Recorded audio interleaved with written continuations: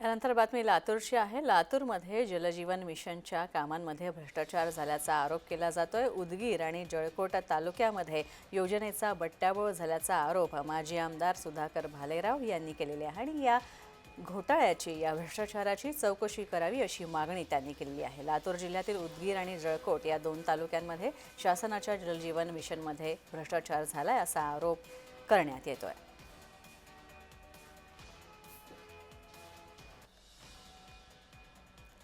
तर माजी आमदार सुधाकर भालेराव यांच्याशी संवाद साधलेला आहे आमचे जय महाराष्ट्राचे प्रतिनिधी अजय घोडके यांनी। स्वतः सुधाकर भालेराव माझ्यासोबत आहेत। साहेब, तुमच्या मतदारसंघामध्ये जलजीवन मिशन अंतर्गत जी कामं झालेली आहेत त्याच्यात भ्रष्टाचार झाल्याचं तुम्ही पत्रकार परिषदेत सांगितलं। काय एकंदरीत तपशील आहे? खरं तर जलजीवन मिशन योजना ही अत्यंत चांगली योजना, देशाचे प्रधानमंत्री नरेंद्र मोदी साहेबांच्या स्वप्नातली सकारात्मक अत्यावश्यक योजना आहे।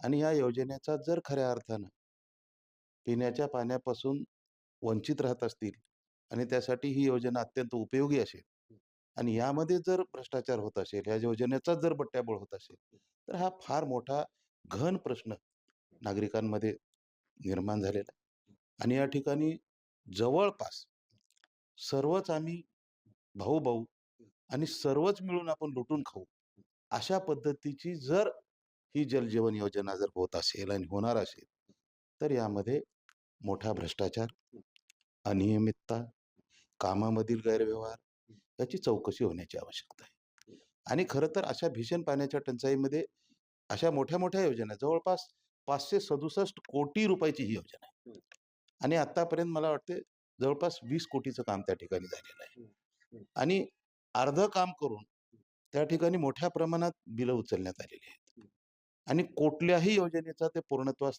ते नेण्यास तयार नाही आहेत।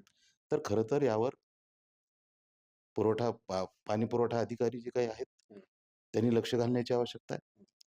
खरं तर या ठिकाणी मोठ्या प्रमाणामध्ये हा भ्रष्टाचार झालेला आहे। हा भ्रष्टाचार समोर कोणीही जर आवाज करायचा म्हटला तर कुठलाही अधिकारी त्या ठिकाणी कुणालाही दाद द्यायला तयार नाही।